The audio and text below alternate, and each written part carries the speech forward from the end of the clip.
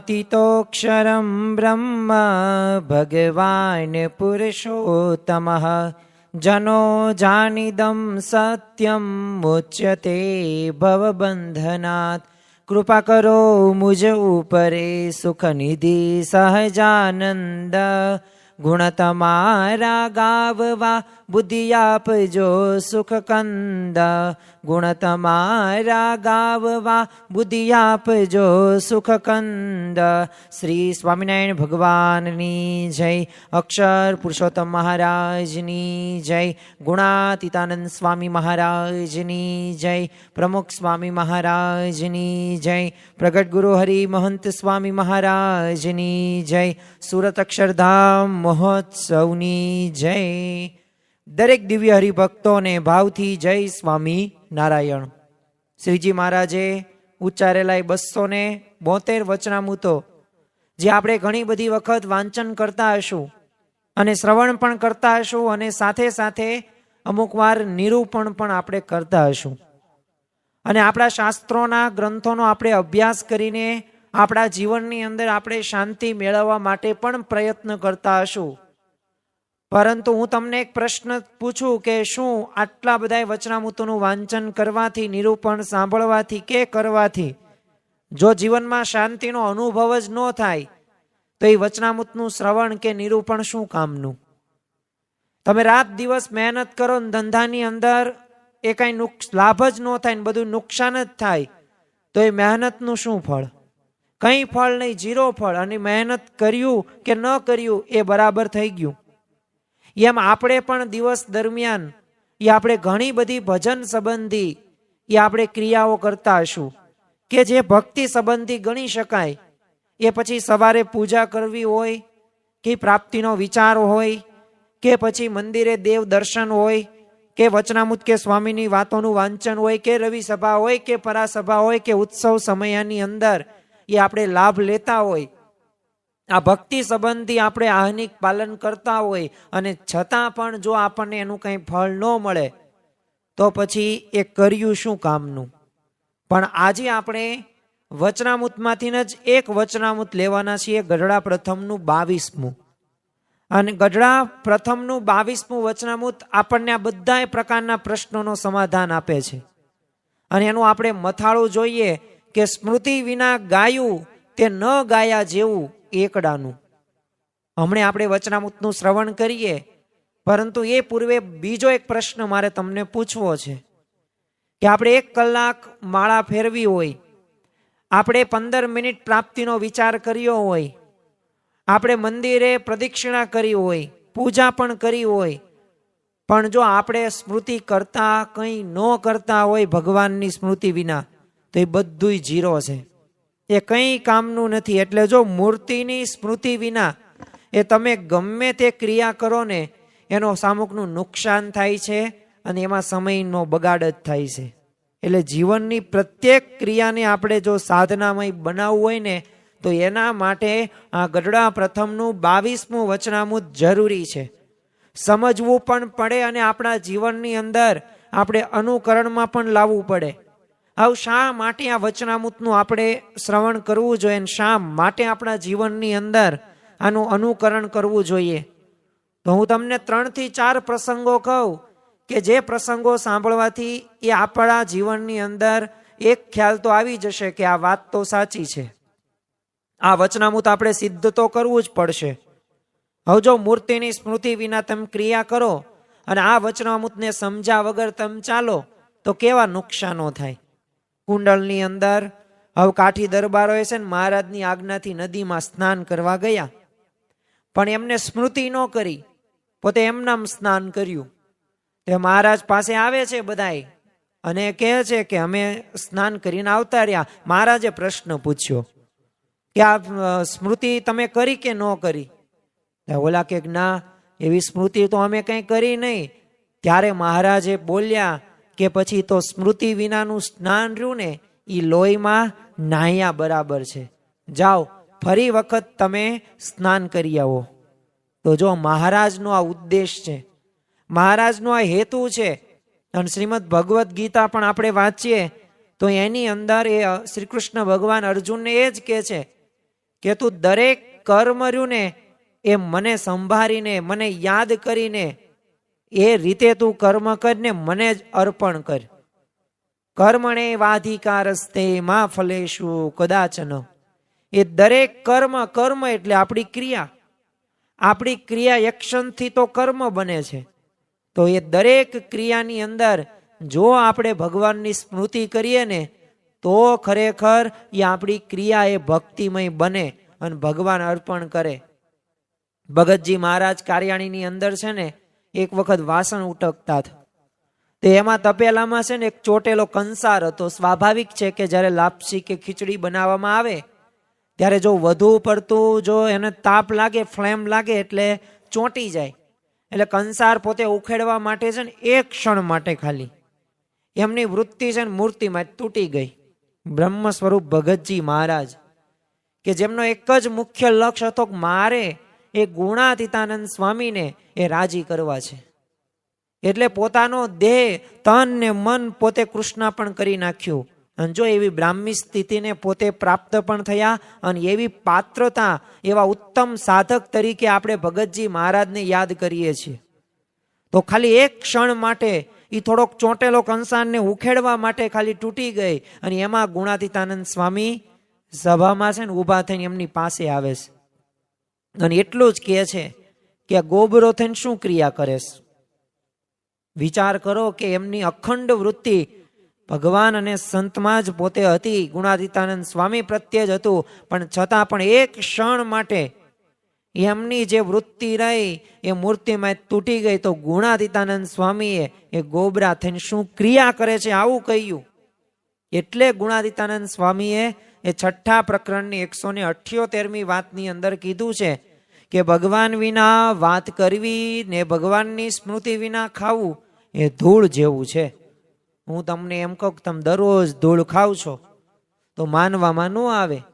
તરત તમે ઊભા થઈને કહો કે ભાઈ બપોર મેં દાળ ભાત ખાધ્યાસ, ફ્રૂટ સલાદ પીધો છે, ને તમે એમ કેમ કહો છો કે ધૂળ ખાધું.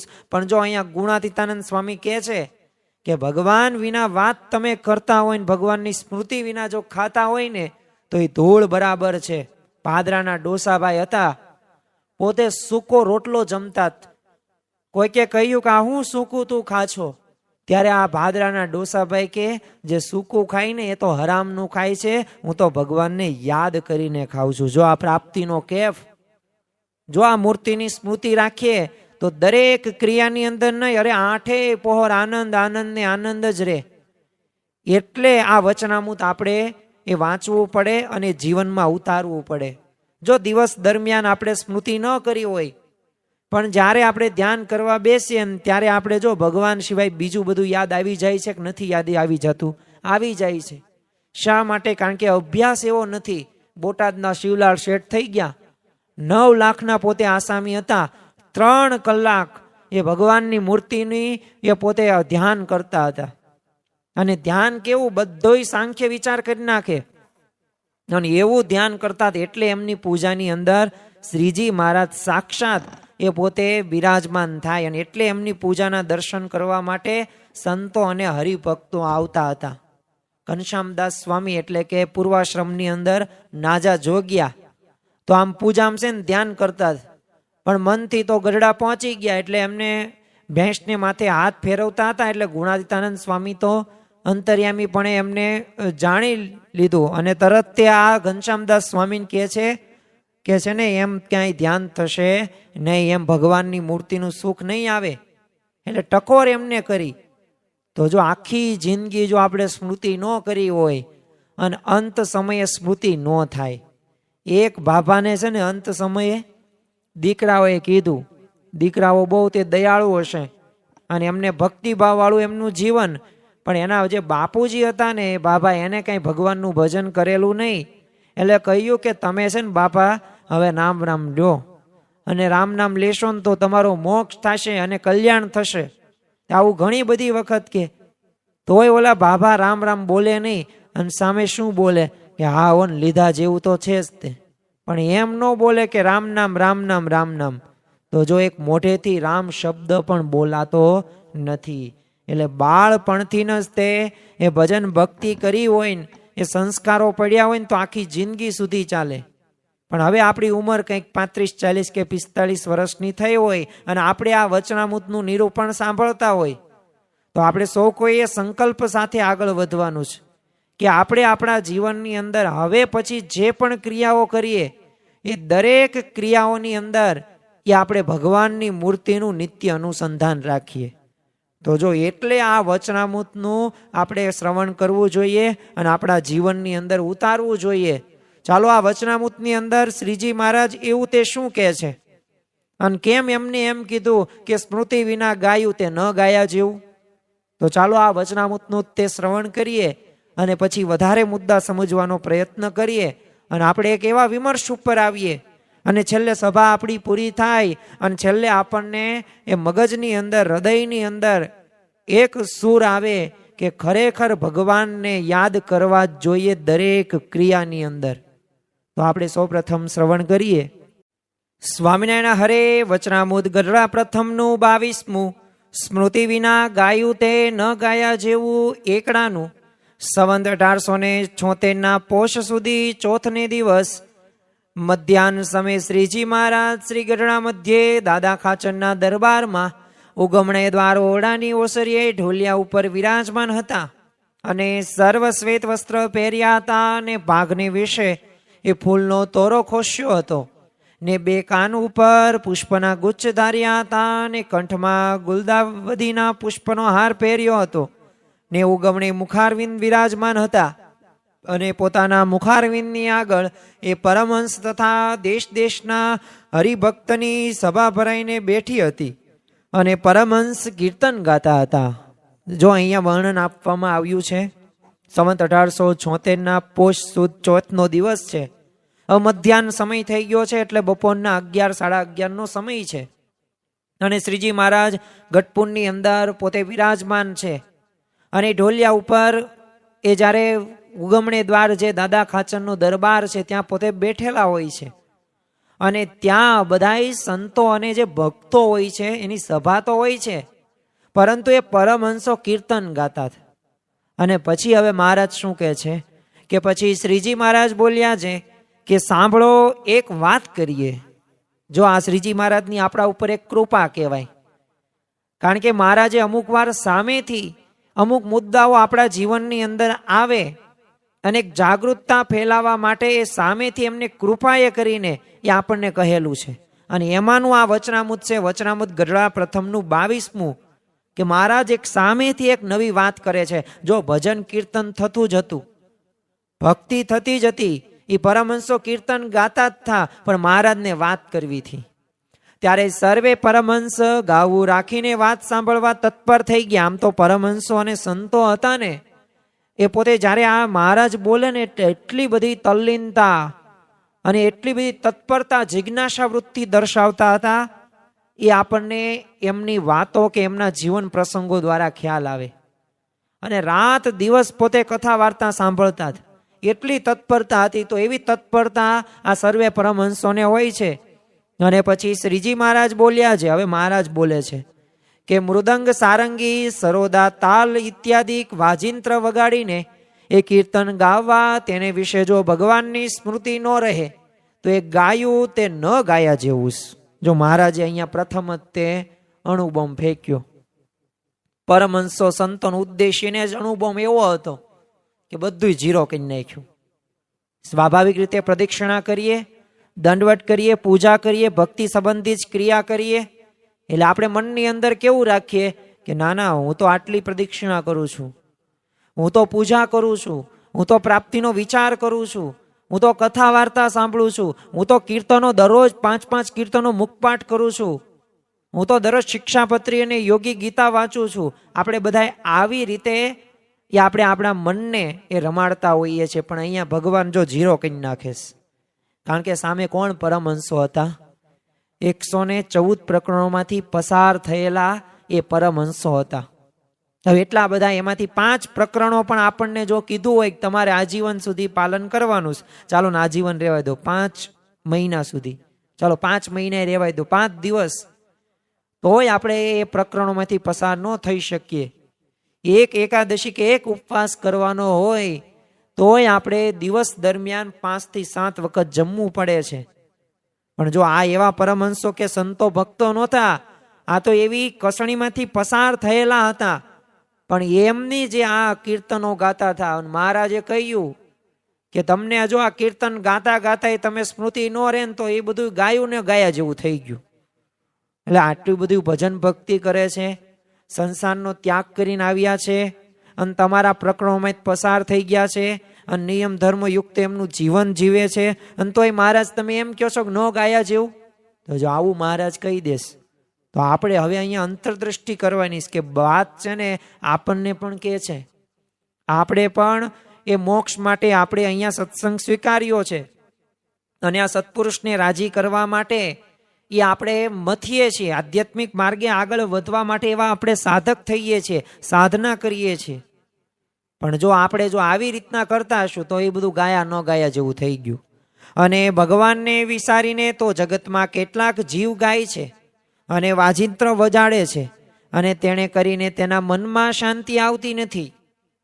ચાલો આ વાક્યનું છે ને આપણે થોડુંક પોસ્ટમોર્ટમ કરીએ. કોઈક વ્યક્તિનું મૃત્યુ થાય ને એટલે એને હોસ્પિટલમાં દાખલ કરવામાં આવે, અને ડૉક્ટર છે ને પોસ્ટમોર્ટમ કરે, આખું શરીર રહ્યું ને ચીર નાખવામાં આવે, અને એ કયા લીધે કયા અંગો કેવા થઈ ગયા, કેના લીધે મૃત્યુ થયું, કયા અંગો સારા છે તો પાછું એનું સેવા યજ્ઞમાં જાય છે. તો ચાલો પોસ્ટમોર્ટમ કરીએ. આ વાક્ય બોલ્યા એ જ તે કે આ વાક્ય સાચું કે ખોટું. ચાલો આપણે ભગવાનનું ભજન કરીએ છીએ. યસ, આપણે ભગવાનનું ભજન કરીએ છીએ. આપણે રવિ સભા, પરાસભા, કથા વાર્તા, નિત્ય વચનામૃત કે સ્વામીની વાતો, ગ્રંથોનું વાંચન કરીએ છીએ. હા, કરીએ છીએ. અને ભજન સંબંધી ક્રિયાઓ બધી કરીએ છીએ. કીર્તનો તે ગાઈએ છીએ, બોલો, પ્રદક્ષિણા કરીએ છીએ, દંડવટ પણ કરીએ છીએ. પણ મનમાં એ શાંતિ રહે છે? જવાબ આવશે, નથી રહેતી. અમુક વાર રહે છે ને અમુક વાર નથી રહેતી. તો જો આવું થાય છે કે નથી થતું? થાય છે. એટલે મહારાજે કીધું કે છે ને ભગવાનને વિસારીને, એટલે કે ભગવાનને ભૂલીને જે જીવ ગાય છે, આવું ગાય છે એટલે કીર્તનોની વાત નથી કરતા, ભગવાનનું ભજન, આપણી બધી ક્રિયાઓ આવી ગઈ તો એને મનમાં શાંતિ નથી આવતી. અને આજે દરેકને મનમાં શાંતિ રાખવા માટે પ્રયત્નો કરે છે. તે માટે ભગવાનના કીર્તન ગાવા તથા નામ રટન કરવું તથા નારાયણ ધૂન કરવી ઇત્યાદિ જે કરવું તે ભગવાનની મૂર્તિને સંભાળીને જ કરવું. તો જો જે આપણે ક્રિયા કરતા હોય દરેકમાં મૂર્તિનું ધ્યાન કરવાનું છે, એને યાદ કરીને ભગવાનનું ભજન કરવાનું.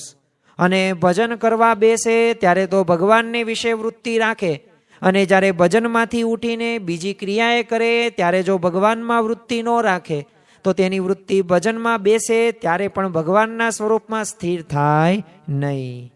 અને આપણે આવો અનુભવ કરેલો છે કે જ્યારે આપણે કથા વાર્તા સાંભળતા હોય, જ્યારે આપણે સવારે વહેલી સવારે બ્રાહ્મ્ય મુહૂર્તમાં જાગીને પૂજા કરતા હોય તોય આપણને આ પંચ વિષયો પ્રત્યે એ આપણને વિચારો આવતા હોય.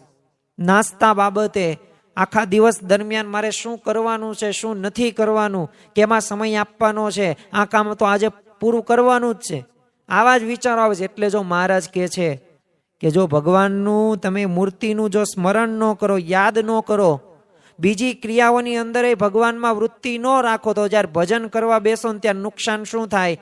તમારા ભગવાનના સ્વરૂપની અંદર એ તમારું ભજન જે બેઠા હોય ને તો એ સ્થિર એમાં ન થાય. હવે મહારાજ કહે છે માટે હાલતા ચાલતા ખાતા પીતા એ સર્વે ક્રિયાને વિશે ભગવાનના સ્વરૂપમાં વૃત્તિ રાખવાનો અભ્યાસ કરવો તો તેને ભજનમાં બેસે ત્યારે ભગવાનમાં વૃત્તિ સ્થિર થાય. અને જેને ભગવાનમાં વૃત્તિ રહેવા લાગે તેને તો કામકાજ કરતે પણ રહે, અને જેને ગાફલાય હોય તેને જો ભજનમાં બેસે ત્યારે પણ ભજનમાં વૃત્તિ ન રહે. અહીંયા મહારાજ એક અઘરો શબ્દ વાપરે છે. જ્યારે આ વચનામૃતનું શ્રવણ કરીએ ત્યારે એમાં આપણને હમણાં હું જે બોલ્યો ગાફ લાય, આજે આપણો આધ્યાત્મિક માર્ગે પણ એ મનમાં શાંતિ નથી આવતી, અને એક અશાંત મન રહે છે, જે પ્રાપ્તિનો વિચાર આપણે કરી શકતા નથી, કે પૂજામાં આપણે માનસી પૂજા કે ધ્યાન નથી કરી શકતા. એનું કારણ શું છે? ગાફલાય. અને જો ગાફલાય કરીને જ તે આપણે આધ્યાત્મિક માર્ગે આગળ વધી શકતા નથી. જેટલી ગાફલાઈ કરીશું એટલા આપણે સત્સંગમાં આપણે પાછા રહીશું. એટલે આ ગાફલાય, આળસ, પ્રમાદ એને દૂર કરીને આપણે પુરુષ પ્રયત્ન એવો કરીએ ભગવાનને રાજી કરવા માટે આપણે મરણિયા થઈએ, અને ત્યારે આપણા જીવનની અંદર એ ભગવાનમાં વૃત્તિ રે, બાકી ન રે. એ માટે સાવધાન થઈને ભગવાનના સ્વરૂપમાં વૃત્તિ રાખવાનો અભ્યાસ ભગવાનના ભક્તને કરવો. એટલી વાત કરીને શ્રીજી મહારાજ બોલ્યા છે કે હવે કીર્તન ગાઓ. ઇતિ વચનામૃતમ, તે ગરડા પ્રથમનું એ 22મું વચનામૃત થયું. હવે આ વચનામૃતનું આપણે એ મર્મસભર એવી વાતો સમજવી છે. આમ તો વચ્ચે વચ્ચે એ બધી વાતો આપણે સમજ્યા, પરંતુ વાસ્તવિક રીતે મહારાજનો જે ઉદ્દેશ શું છે, એમનો સિદ્ધાંત શું છે, એ જ્યારે સિદ્ધાંતની આપણે વાત કરીએ ને તો 2 સિદ્ધાંત અહીંયા આપણને સ્પષ્ટ દેખાય છે. એક તો આ વચનામૃત જ્યારે વાંચીએ ને ત્યારે ખ્યાલ આવે કે શાશ્વત શાંતિનો એ જો રાજમાર્ગ કોઈ હોય ને તો એ આ વચનામૃત છે. બીજો, જો આપણે એમનો ઉદ્દેશ જોઈએ તો જીવનની પ્રત્યેક ક્રિયાને એ જો સાધનામય બનાવી હોય તો એનું સરસ મજાનું માર્ગદર્શન આપણને આ વચનામૃતની અંદરથી પ્રાપ્ત થાય છે. ઘણી બધી વખત આપણે આવી રીતે ગ્રંથોનું વાંચન કરતા હોઈએ છીએ, પ્રવચનો પણ કરતા હોઈએ છીએ, અને બીજાને ઘણી બધી વખત આનંદથી આપણે કહેતા હોય, પણ જ્યારે આપણા જીવનની વાત આવે ત્યારે જે સામેવાળા વ્યક્તિને આનંદનો અનુભવ થાય એ આપણે કરી શકતા નથી. તો એનું કારણ શું? કંઈક તો આપણે એવી ભૂલ કરી રહ્યા છીએ કે જે ભૂલ આપણે આજના દિવસે સુધારવાના છીએ. જો આ વચનામૃત પર્વ એક આપણને એક નવી દિશા આપશે. આ વચનામૃત પર્વ આપણા જીવનની અંદર એક એવા પ્રશ્નોના સમાધાનો આપશે કે જે આપણે વચનામૃત વાંચીએ છીએ, પણ ખરા અર્થની અંદર જ્યારે વચનામૃતનું નિરૂપણ આપણે નથી કરતા અને એને આપણે આંતર ખોજ નથી કરતા ને, એટલે પ્રશ્નોના જવાબ આવતા જ નથી. એ બસ ક્રિયા થાય છે, ખાય છે, હા ખાવી સીવી, પીવી પીવો તમે, હા પીવી સીવી, ફરવા જાઓ છો, હા જાવી સીવી, એમ ભક્તિ કરો છો, હા કરવી સીવી, સુખ આવે છે, આનંદ આવે છે, ના એ તો નથી આવતું. બસ આવા જ પ્રશ્નો આપણા મનની અંદર ઊભા થાય છે. પણ જ્યારે વચનામૃતનું યોગ્ય રીતે એ જ્યારે આપણે શ્રવણ કરીએ ને સમજવાનો પ્રયત્ન કરીએ ને ત્યારે આપણા પ્રશ્નોનું સમાધાન થાય. ત્યારે મહારાજના એ વચનો રહ્યા ને એ આપણા હૃદયની અંદર એ ઉતરે. તમે જો બાહ્ય સ્થૂળ ભક્તિમાંથી એક આંતરિક સ્થૂળ ભક્તિ સુધી ગતિ કરવાનું શ્રીજી મહારાજ આ વચનામૃતની અંદર પોતે આપણને નિર્દેશ કરે છે. પ્રથમ જ ત્યાં મથાળાનું આપણે એકડો જોઈએ. મહારાજ શું કહે છે? આ મથાળું તમે જો શ્રુતિ વિના ગાયું તે ન ગાયા જેવું એકડાનું. હવે આપણને એમ થાય કે આ એકડો ક્યાંથી આવ્યો? તો જો આ વચનામૃતના મથાળાની એક શબ્દની આ વિશેષતા છે. આવા એકડાનું એટલે શું? તો આ પાયાનો એવો સિદ્ધાંત છે જે મહારાજે સમજાવ્યો છે અને જેના સિવાય બીજા સાધનોની કોઈ કિંમત રહેતી નથી. એકડો હોય ને, એકડો એટલે કોણ? તો એકડો એટલે મુખ્ય પાત્ર છે. તમે જીરો ગમે એટલા ભેગા કરો, ચાલો હું તમને એક ચેક આપું, આ ચેકની અંદર એકડો નથી, 1000 લાખ 2 લાખ જીરો કરીને આપ્યા મેં તમને. હવે ચેક વટાવા જશો તો એની કઈ કિંમત ખરી? એનો 1 રૂપિયો તમને મળશે નહીં? મળે. પણ હું ખાલી 3 મીંડા લખું ને એક આગળ 1 લખું તો એની કિંમત કેટલી થઈ? 1000 થઈ ગઈ. હજી 1 મીંડું ઉમેરું તો 10,000, લાખ, 10 લાખ, કરોડ, 10 કરોડ, અબજ, ખર્વ, તો કેટલું કિંમત વધતી ગઈ. પણ જો એકડો રહ્યો છે એટલે એમ આ એકડો પાયાનો સિદ્ધાંત આ વચનામૃતની અંદર સ્પષ્ટ આપણને દેખાય છે. એટલે જ તો જો નિષ્કુળાન સ્વામી 64 પદીની અંદર પોતે લખે છે, એક ભૂસાડીને એક ડારે વાળ્યા મીંડા 20, જોતા સરવાળો ન જડ્યો રે ત્યારે કરે છે રીસ. એકડાને તમે ભૂસે નાખો અને મીંડાને સરવાળા કરો, એનો કઈ સરવાળો થાય નહીં, તમે બોલી જ ન શકો. પછી આપણે જ રીસાવીએ. એમ આપણે બધુંય કરતા હોઈએ અને સારી રીતે આપણે એકડો લખ્યો હોય અને પાછું સરસ રીતે સુશોભિત મીંડા પણ ચિત્રા હોય, પણ એની કાંઈ કિંમત ન ગણાય. એમ જીવનમાં એકડો ન હોય ને તો આખું જીવન રહ્યું ને નિરર્થક છે. અને નિરર્થક જીવનનો કોઈ મતલબ જ નથી. જો જીવનમાં એકડો શું? ધન. અમુકે ધન માની લીધું, અમુક સંપત્તિ માની લીધી, અમુકે એમ કીધું કે મારી પાસે સત્તા જાજી હોય, કીર્તિ જાજી હોય, બુદ્ધિ હોય, આવડત હોય, સારી એવી સ્ત્રી હોય, તો એ મારા માટે જીવનનો એકડો છે. અને જો આપણે તે સુરપુર, નાગપુર આ ત્રણેયમાં એકયમાં સુખ નથી. એ તમે જુઓ કે ક્યાં તો સંતના ચરણની અંદર, કાં ભગવાનમાં માય. પણ ખરા અર્થની અંદર એ તમે ધન સંપત્તિ કે સત્તા આવડત ગમે એટલું ભેગું કરો.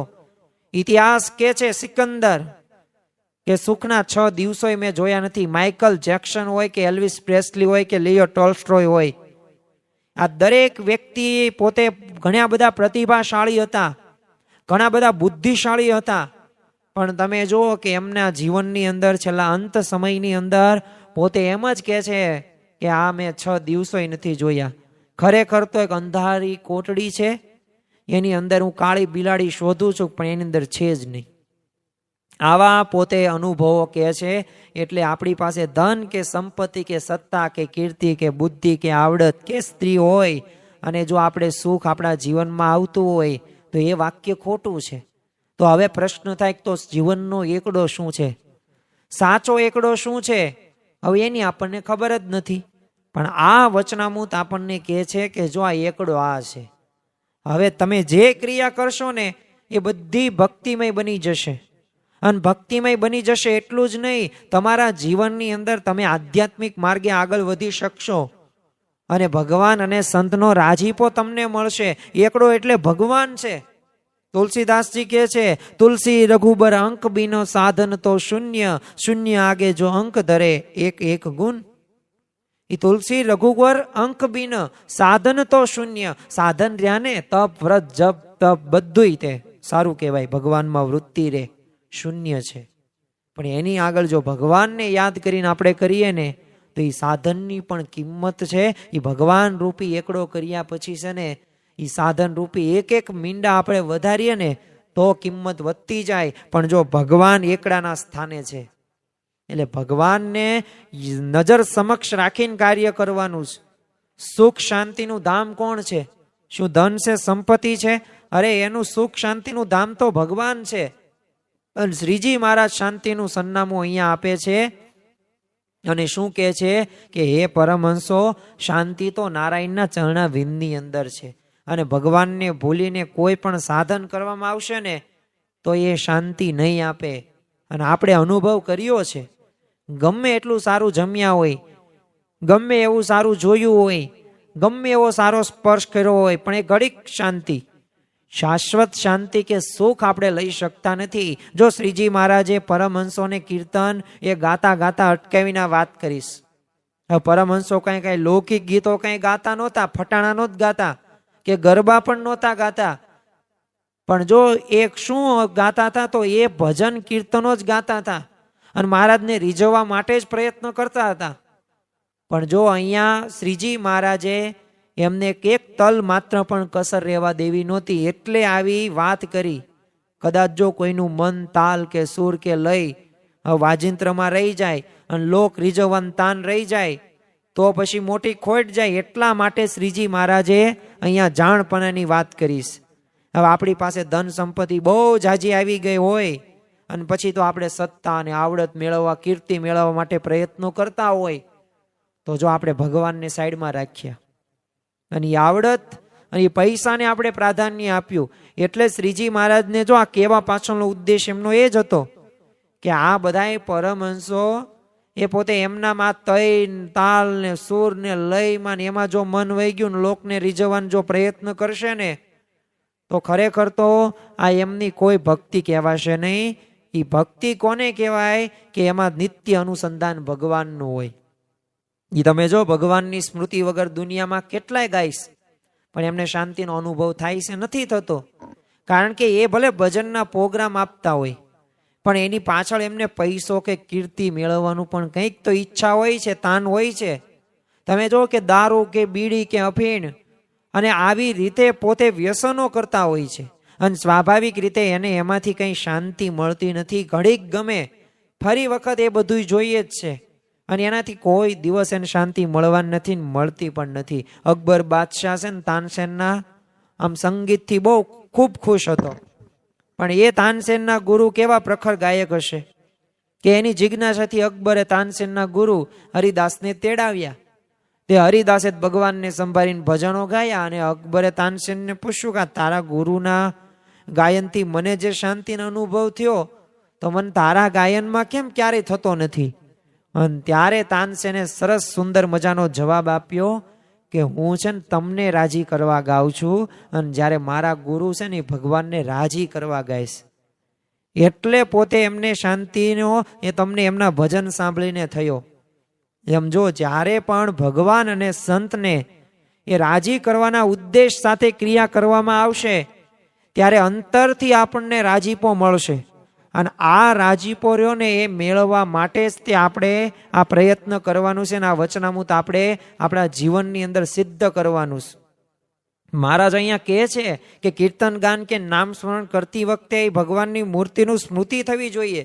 જેમ કોઈક પ્રિય વ્યક્તિ કે વસ્તુ કે સ્થાનનું નામ લેતા જો એનું ચિત્ર છે ને મનમાં ઉપસી આવે, તો એમ આપણે થવું જોઈએ. બાકી એ વિના તો બે ગમે તેવું થાય કે એ રામ રામ, એનું કંઈ વિશેષ કંઈ ફળ ન થાય અને એનો કોઈ લાભ પણ ન થાય. એટલે હરિલામૃતની અંદર શ્રીજી મહારાજ કહે છે, શું લખે છે? રટે સદા પોપટ રામ રામ, તેથી ન પામે જટ મોક્ષ ધામ. સ્મૃતિ વિના કીર્તન નિત્ય ગાય, વેશ્યાને વૈકુંઠ વિષય વસાય. એ કીર્તન કે મંત્ર જાપ કે નામ સ્મરણ કરતી વખતે તે જો ભગવાનની આપણે મૂર્તિની સ્મૃતિ એ આપણે રાખવાની છે. અને એ વાત કરીને અહીંયા શ્રીજી મહારાજ દરેક ક્રિયાની અંદર એ ભગવાનની સ્મૃતિ રાખવાની, એટલે કે ભગવાનમાં અખંડ વૃત્તિ રાખવાની વાત કરે છે. અરે આ ગઢડા પ્રથમનું 22મું વચનામૃત નહીં, ગઢડા પ્રથમનું પહેલું વચનામૃત અખંડ વૃત્તિનું મહારાજે ત્યાંથી જ શરૂઆત કરી. અને ભગવાનની અખંડ વૃત્તિ રાખવીને એનાથી બીજું કોઈ મોટું સાધન નથી. એટલે એવો મહિમા સમજીને આપણે જોડાવાનું છે. હવે આપણે એક પ્રશ્નનો જવાબ એ પણ મેળવીએ કે આ શ્રીજી મહારાજ આ અખંડ વૃત્તિ રાખવાની વાત કરે છે ભગવાનમાં, તો અખંડ વૃત્તિ છે શું? તો હું તમને થોડાક મુદ્દા સમજાવું કે જે મુદ્દા સમજીને આપણા જીવનની અંદર એ અખંડ વૃત્તિ એટલે શું ને એની વ્યાખ્યા, આપણો જવાબ આપણા જીવનમાં આવી જાય અને એવું જ્ઞાન આવી જાય જેથી આપણે અખંડ વૃત્તિ કરી પણ શકીએ. જો આમ તો અખંડ વૃત્તિ એટલે શું? તો આપણે જે વિચાર કરીએ છીએ ને એ વિચારનું સતત અનુસંધાન રાખવું એને અખંડ વૃત્તિ કહેવાય. અને કોઈ પણ કાર્યની શરૂઆત કરતા પૂર્વે આપણે વિચારથી શરૂઆત કરીએ છીએ. અને એ વિચાર એટલે કેવા?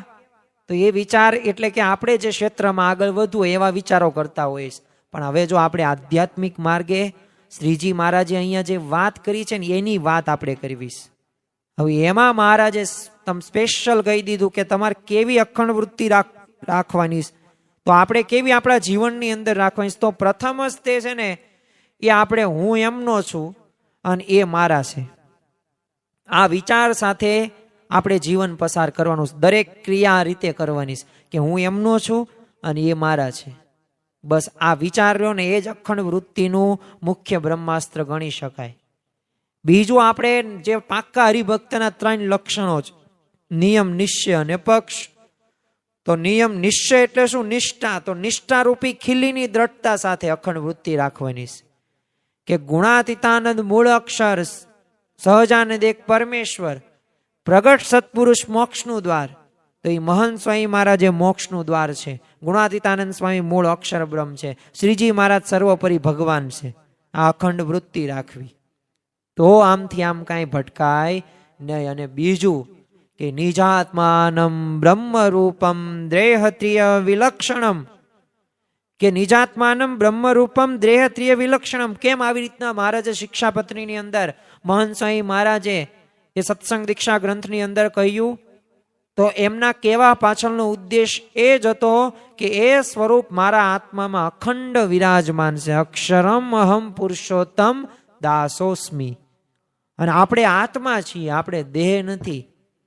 અને એક વિચાર એવો રાખવાનો છે અખંડ વૃત્તિની અંદર કે એ જ કરતા હરતા છે અને મારા દ્વારા એ જ ક્રિયા કરે છે, મને તો માત્ર ખાલી નિમિત્ત બનાવે છે. તો જો આ ક્રિયા જ્યારે આવો વિચાર રાખીએ ને ત્યારે અખંડ વૃત્તિ રહી કહેવાય. બાકી થોડુંક સારું બોલો, થોડાક રૂપિયા કમાઈ લો અને તમે એમ કરો કે મેં કર્યું, મારાથી જ થયું, આમ મેં વિચાર્યું ને એટલે. પણ એ વિચાર આપનાર કોણ? ભગવાન ને સંત.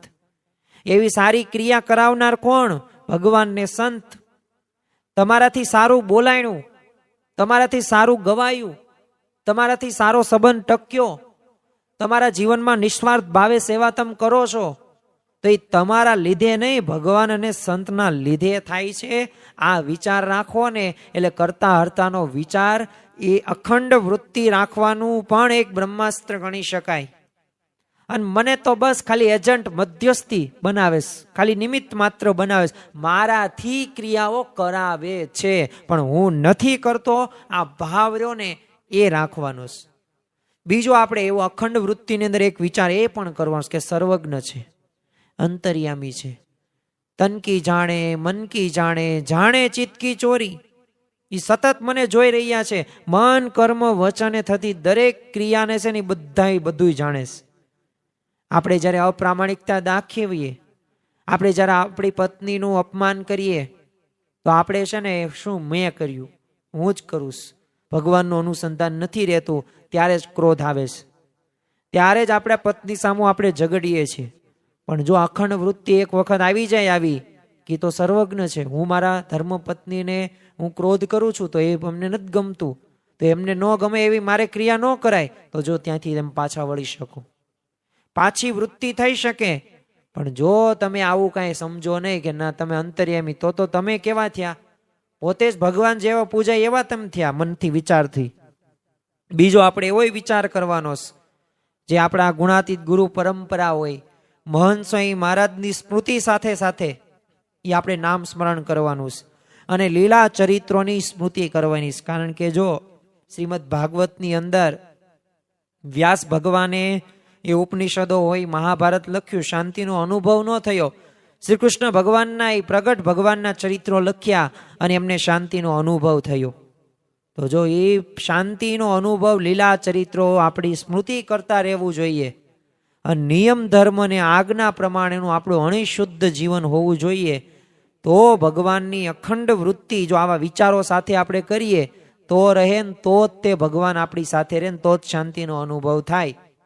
અને જો પ્રત્યેક ક્રિયાની અંદર એ આપણે ભગવાનની સ્મૃતિનું મહત્વ છે, અને મહત્વ છે, મહિમા છે, એટલે જ તો આપણે આજના આ પ્રવચનની અંદર જોડાયેલા છીએ અને આ વચનામૃત ગઢડા પ્રથમનું 22નું આપણે નિરૂપણ કરી રહ્યા છીએ. એટલે આનું મહત્વ છે, કારણ કે એ સ્મૃતિમાંથી ઘણા બધા લાભો થાય છે. હું તમને વચનામૃતના આધારે જ કહું કે તમે જો વચનામૃત ગઢડા પ્રથમનું 23મું 24મું જો, તો એનો તમે ભાવાર્થ જોવો તો શું છે? અખંડ વૃત્તિથી એક આધ્યાત્મિક સાધનાની, એક પરાકાષ્ઠા રૂપ જ્ઞાનની એક સ્થિતિ થાય છે. તો જો અખંડ વૃત્તિ એટલે કેમાં? ભગવાન અને સંતની અંદર. અરે ગુણાતીતાનંદ સ્વામીએ તે 3જા પ્રકરણની 32મી વાતની અંદર કીધું છે કે ભજન કરતા કરતા ક્રિયા કરીએ તો અંતરમાં ટાઢું રહે ને અંતરમાં ટાઢું જોઈને મોટા સાધુ રાજી થાય છે ને જેની ઉપર મોટા સાધુ રાજી થાય તેનો જીવ સુખ્યો થઈ જાય. બસ રાજીપાની જ જરૂર છે. અખંડ આનંદ, આઠે પોર આનંદ જોતો હોય તો ભગવાન અને સંતનો રાજીપો લેવો જોઈએ. રાજીપો લેવા માટે ભગવાનમાં અખંડ વૃત્તિનો આપણે અભ્યાસ કરવો જોઈએ, એ મહેનત કરવી જોઈએ.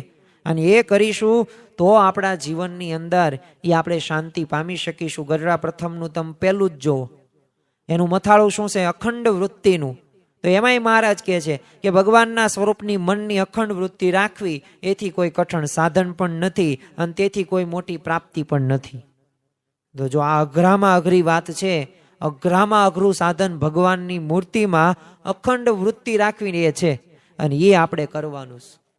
એટલે એકડો કહ્યો છે મધ્યનું 48મું તમે જુઓ તો પ્રેમાનંદ સ્વામીએ વંદુ સહજાનંદ રસ રૂપે એ આમ પદ ગાયું અને મહારાજ તો બહુ પ્રસન્ન થઈ ગયા. અને મહારાજ પ્રસન્ન થઈને શું કીધું કે જો આવી રીતે એને ભગવાનની મૂર્તિનું જો ચિંતન થાય તો એ સાધુને તો ઉઠીને સાક્ષાત દંડવત પ્રણામ કરીએ.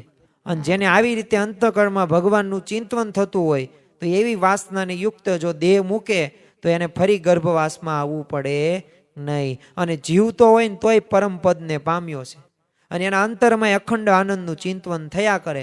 અને મનુષ્ય દેહનો બીજો લાભ આનાથી ઉપરાંત કાંઈ છે જ નહીં. એટલે એ તો સર્વે હરિભક્તમાં મુખ્ય છે. મુખ્ય કોને કહીયા? ભગવાનની મૂર્તિનું અખંડ આપણે એ મૂર્તિનું અનુસંધાન રાખતા હોય, સ્મૃતિ રાખતા હોય તો આનાથી મોટી કોઈ ઉપલબ્ધિ છે જ નહીં.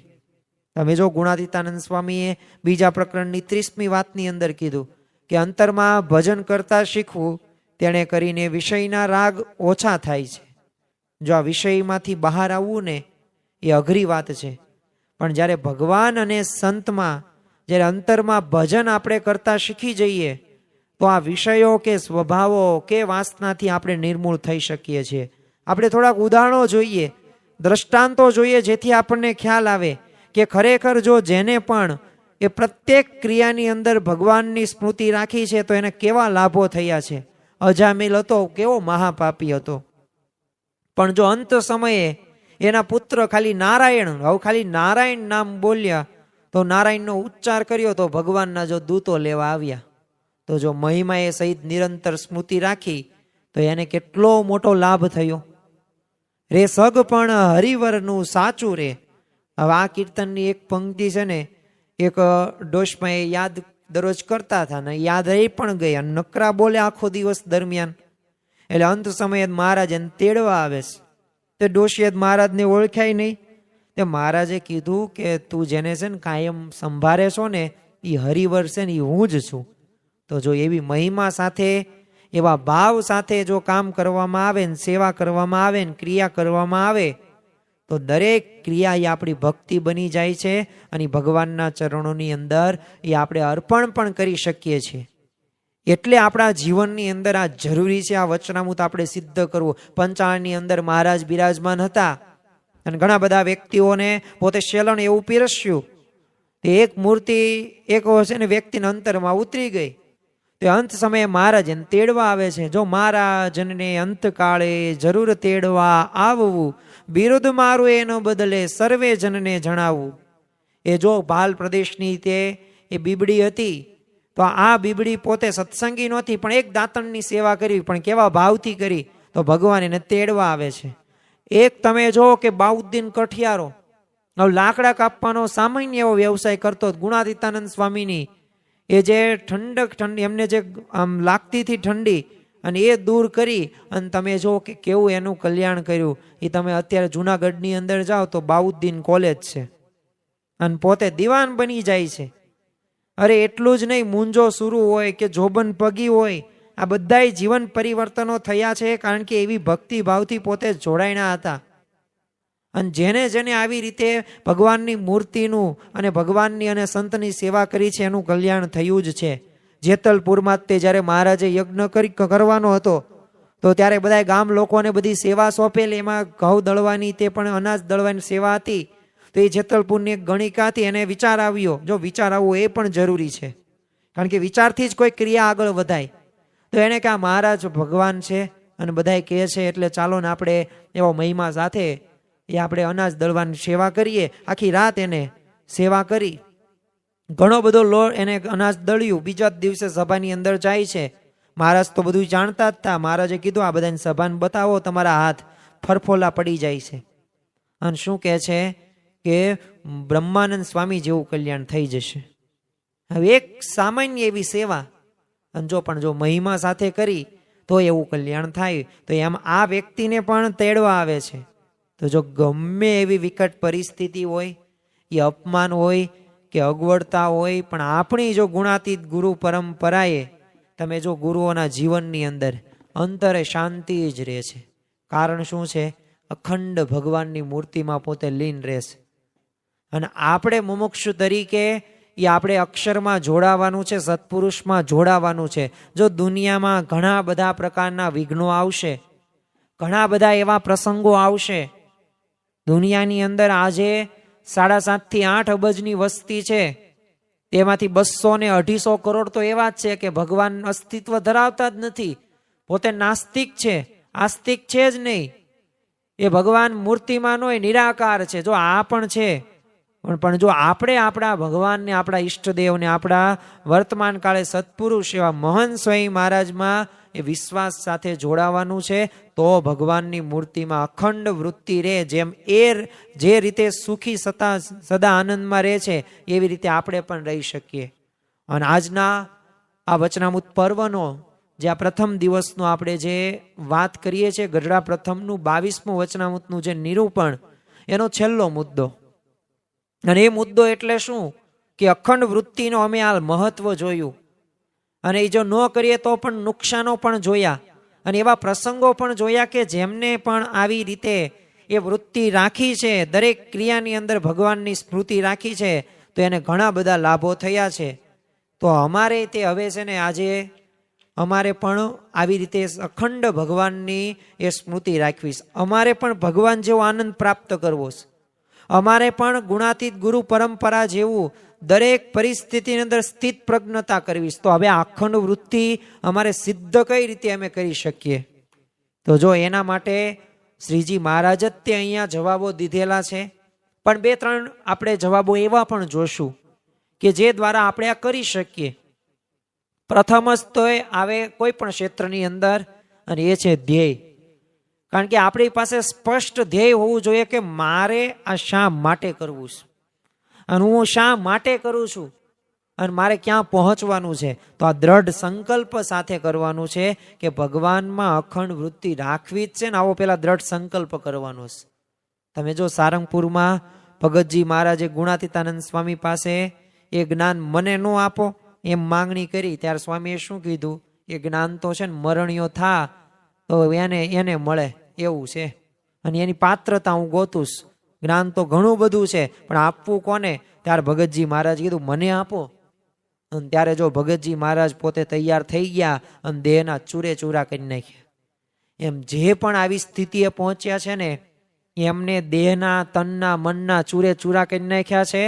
લોક લાજ કંઈ જોઈ જ નથી. બસ કઈ રીતે ભગવાનને સંતનો રાજીપો થાય આજ એમના જીવનની અંદર સ્પષ્ટ જોવા મળે છે. તો દ્રઢ સંકલ્પ આજે આપણે કરીએ કે અમારે પણ દરેક જે ક્રિયા રહી એ દરેક ક્રિયા અમારે સાધનામય બનાવી છે. તો એ સાધનામય બનાવવા માટે દ્રઢ સંકલ્પ કરીએ. હવે આપણે દ્રઢ સંકલ્પ તો કરી નાખ્યો, પણ સમજણ પણ જોશે ને. કારણ કે સમજણમાં સુખ છે અતિરે. ઉધો રે સંત સુખી સંસાર में, राजा भी दुखिया रंग भी दुखिया, धनपति दुखित विकार में, विना विवेक बेख सब दुखिया, झूठो तन अहंकार में. વચનામૃત ગરડા મધ્યનું 4 વાંચો. એની અંદર શ્રીજી મહારાજ સ્પષ્ટ કહે છે કે ભગવાનના સ્વરૂપનું મહાત્મય અને શ્રદ્ધા હોય તો અખંડ ચિંતવન થાય. પણ છે આપણને મહિમા, છે આપણને શ્રદ્ધા? હજી તો 2 વખત પ્રાર્થના કરી હોય અને અવિશ્વાસ મનની અંદર આવી જાય કે આ ભગવાન કેમ કામ નથી કરતા. આપણે જો માંગણીથી ભગવાન સામે જશું ને, એ તો ભગવાને નક્કી કરેલું છે એ ત્યારે જ આપણને મળશે. એટલે એ આપણને જે પણ આજ્ઞા કરે એ આજ્ઞાનું આપણે પાલન કરીએ. મધ્યનું 36મું તમે જો મહારાજે 4 ઉપાય બતાવ્યા. એક તો ચિત્તનો ચોટવાનો સ્વભાવ, શૂરવીરપણું, નરક 84નો ભય અને વૈરાગ્ય. તો જો આ 4 ઉપાયો છે, અને આ 4 ઉપાયોથી સમજણ આપણા જીવનની અંદર આવે. એટલે આપણને જે સંપ્રદાયની અંદર આપણી ગુણાતીત ગુરુ પરંપરા એ જે આપણને નિયમ આપે, આજ્ઞા કરે, અને જો એવા વર્તમાન કાળે આપણને સત્પુરુષ મળ્યા છે. મહારાજે શિક્ષાપત્રીની અંદર એવું નથી કહ્યું કે સ્વાભાવિક રીતે મોબાઈલ ફોનનો ઉપયોગ નહીં કરવાનો, કારણ કે ત્યારે મોબાઈલ ફોન નહોતા. પણ અત્યારે મહંત સ્વામી મહારાજે સત્સંગ દીક્ષા ગ્રંથની અંદર એનો પાછો નિયમ આપ્યો છે, એની આજ્ઞા કરી છે. તો આપણે બહુ તે ભાગ્યશાળી કહેવાય કે આપણે પ્રગટના ઉપાસક છીએ. આપણને વર્તમાન કાળે એવા સત્પુરુષ એટલે શૂરવીર થઈને એમના દરેક નિયમ ધર્મનું આપણે પાલન કરીએ. પહેલાના સમયની અંદર મહારાજે ઘર સભા કરવાની વાત નથી એટલી બધી કરી, કારણ કે ત્યારે એ સંયુક્ત કુટુંબ જ હતા, વિભક્ત કુટુંબ નહોતા. પણ તમે 1970ના દાયકાની અંદર પ્રમુખ સ્વામી મહારાજે પરિસ્થિતિ જોઈ, હજારો લાખો ભક્તોના પત્રો જોયા, વ્યક્તિગત મુલાકાતો, પધરામણીની અંદર એ પરિવારના પ્રશ્નો હતા. તો જો સબદર્દો કે એક દવા ઘર સભા આપી. તો જો એ ઘર સભાથી ઘરમાં શાંતિનો અનુભવ થાય. તો જો સંતોના સમાગમથી સમજણ દ્રઢ થાય છે, શાસ્ત્રોથી સમજણ દ્રઢ થાય છે, અને મંદિરે જવાથી પણ એ આપણા જીવનની અંદર સમજણો દ્રઢ થાય છે. તો આ સમજણ આપણે કેળવવાની છે. અખંડ વૃત્તિ તો સિદ્ધ થશે. બીજું એક સાધન એ પણ છે, અને ઘણી બધી વખત આ સાધનનો આપણે ઉપયોગ કરતા જ નથી, જેનું નામ છે સાતત્ય અને પ્રેક્ટિસ. આમ તો અંગ્રેજીની અંદર કહેવત છે, પ્રેક્ટિસ કેન મેન પરફેક્ટ. કે માણસને પૂર્ણ કોણ બનાવે? તો પ્રેક્ટિસ. નાનકડો અમથો એવો બાળક 3-4 વર્ષનો જો 315 સંસ્કૃત મુખપાઠ કરી શકતો હોય તો એ પ્રેક્ટિસથી જ કરેલું છે. અને એ ભગવાનને રાજી કરવા માટે, સંતને રાજી કરવા માટે જ કરેલું છે. તમે જો ગરડા પ્રથમનું 21મું પ્રથમનું 23મું. તો એની અંદર શ્રીજી મહારાજ કહે છે કે હાલતા ચાલતા ખાતા પીતા શુભ કે અશુભ દરેક ક્રિયાની અંદર ભગવાનની સ્મૃતિ રાખવાની, કારણ કે સાતત્યથી સિદ્ધિ મળે છે. જેમ પાણીનો ઘડો ઢોળી આવીએ તો બીજે દિવસે સુકાઈ જાય, પણ જો અખંડ એ નાની ચેર વહેતી હોય તો ધરો ભરાઈ જાય. તેમ સાતત્યથી કામ થાય. એક દિવસ ભગવાનનું અખંડ મૂર્તિનું ભજન કરો, સ્મૃતિ રાખવાનો પ્રયત્ન કરો અને બીજા દિવસે ભૂલી જાઓ તો એમ ન થાય. દરરોજ કરવું પડે. પણ આપણે આપણા વિચારોમાંથી બહાર નથી આવતા, મારાથી આ ન થાય, હું આ ન કરી શકું. પણ જો પ્રેક્ટિસ કરીએ, જો સાતત્ય કરીએ ને તો થાય. બાકી કોઈ પાસે એવા સાનુકૂળ સંજોગો નહોતા કે જેનાથી પોતે આધ્યાત્મિક માર્ગે આગળ વધી શકે. પણ એમને પોતે નક્કી કર્યું, દ્રઢ સંકલ્પ, પ્રેક્ટિસ કરી અને એ સાતત્ય સાથે આગળ વધેલા છે. કોઈ પણ ક્ષેત્રની અંદર તમે જો નિષ્ણાંતો પોતાના વિષયને લગતું જો વાંચન કરે, ચર્ચાઈ કરે, ગોષ્ઠી કરે, મનન કરે, પ્રેક્ટિસ કરે, કેવા મંડે. યુપીએસસી પરીક્ષાની તૈયારી કરતો કંઈક 21-22 વર્ષનો નવ યુવાન કે નવ યુવતી હોય, 15-17 કલાક દરરોજ મહેનત કરે, યારે પોતે કલેક્ટર, આઈપીએસ કે આઈએફએસ બની શકે, બાકી ન બની શકે.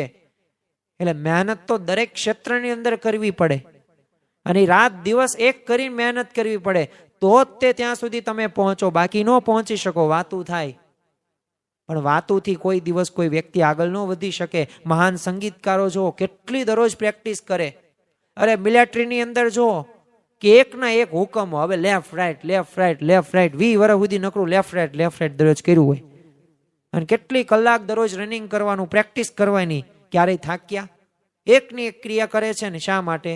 જરૂર પડે ત્યારે એ કામમાં આવે. બાકી એમનામ સૂર્યને ખાઈ પીને આનંદ કરે, યુદ્ધ કરવાનું થાય ને તો ત્યારે પોતે ચાલી ન શકે. એટલે આ જરૂરી છે.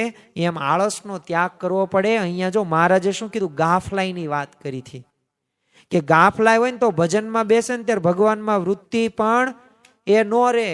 તો ગાફલાઈ એટલે શું? આળસ. મહારાજે ગરડા પ્રથમના 20મા વચનામૃતની અંદર કીધું છે કે હરિભક્તને તો જેટલી કસર રહે છે એટલી પોતાને આળસે કરીને રહે છે.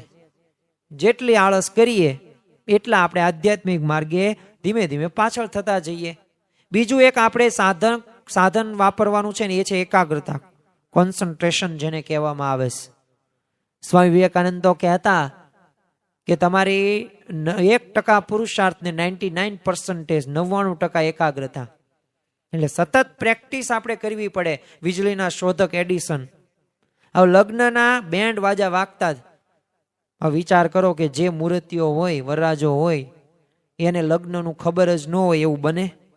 અશક્ય વાત છે ને. પણ આ એડિસને એમના લગ્નના બેન્ડ વાજા વાગતા એની ખબર નહોતી અને એના તો જો એટલે આટલા બધા પ્રયોગો પોતે કરી શક્યા. આઈન્સ્ટાઈન તમે જો, આવા તો ઘણા બધા વૈજ્ઞાનિકો છે, કલાકારો છે કે જે કાર્ય સમયે છે ને ખાવાનું પણ ભૂલી ગયા. હું તમને એક ઉદાહરણ દઉં જેના ઉપરથી સ્પષ્ટ આપણને ખ્યાલ આવી જાય કે આટલી એકાગ્રતા જરૂરી છે આપણા જીવનની અંદર. અને આ વચનામૃત આપણે જે શ્રવણ કરીએ છીએ છેલ્લી 1 કલાકથી, તો એ આપણા જીવનની અંદર જો આવી એકાગ્રતા આવી જાય તો એ આપણા જીવનમાં બધા મુદ્દા આપણે આત્મસાત કરી શકીએ. વાચસ્પતિ મિશ્ર થઈ ગયા, જેમને છે ને ભારતી વિષય ઉપર એક ટીકા લખતી વખતે છે ને એમને 35 વર્ષ લગી તો એમને એમની પત્નીને જ પોતે ભૂલી ગયા.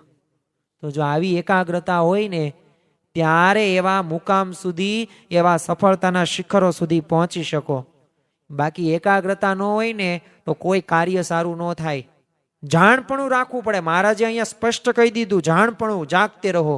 મનને વિચલિત કરનાર ઘણા બધા પદાર્થો છે, વિચારો છે, કુસંગ છે, મોબાઈલ છે, આ બધાને ઓળખી રાખવાનો છે અને એના એવા પ્રયત્ન કરવાના છે કે કઈ રીતે હું આના દૂર રહી શકું. તમે જો સંગ તેવો રંગ, આપણું વાંચન, આપણું સિનેમા, આપણી ટીવી કે બજાર, હવે આવું બધું થતું હોય તો ભાઈ એકાગ્રતા ન આવે, આપણા નિયમ ધર્મયુક્ત જીવન ન આવે. સંયમથી કોઈ કાર્ય સિદ્ધ થઈ શકે છે, વાતુથી નહીં.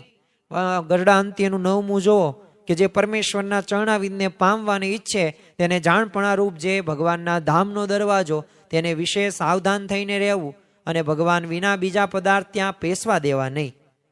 તમારે એ પરમેશ્વરના ચરણાવિંદની તમારી ઈચ્છા હોય, ભગવાન જેવા આનંદની ઈચ્છા હોય, આઠે પોર આનંદમાં રહેવું હોય ને શાશ્વત સુખ જોતું હોય ને, અને તેમાં બધાય પદાર્થો જો મનની અંદર રાખતા હોય ને હૃદયમાં વાસના હોય, તો ક્યારેય તે નેવર એવર આજે નહીં આવતીકાલે શાંતિનો અનુભવ નહીં થાય.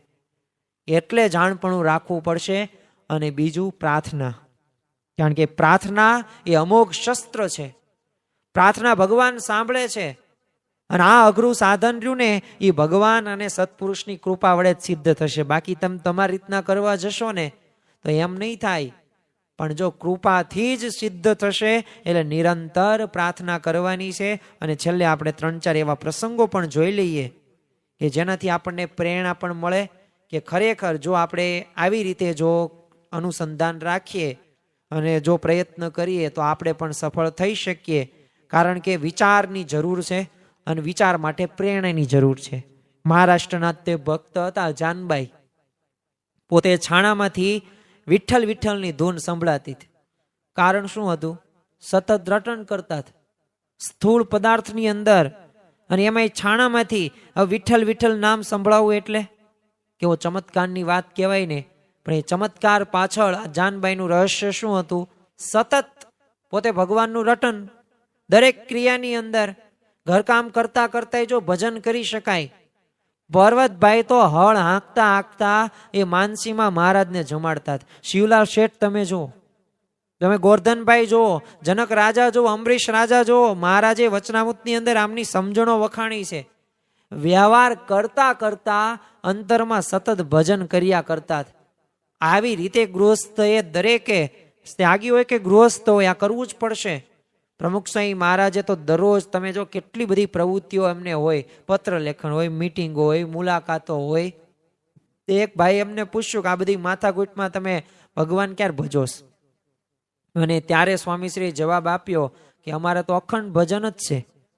તો જો સતત ભગવાનમાં અનુસંધાન રહે છે, જો આપણી ગુણાતીત ગુરુ પરંપરા આટલી બધી ક્રિયાઓ વચ્ચે પણ જો ભગવાનનું અનુસંધાન રાખી શકતી હોય તો આપણે ક્યાં એટલી બધી પ્રવૃત્તિ છે?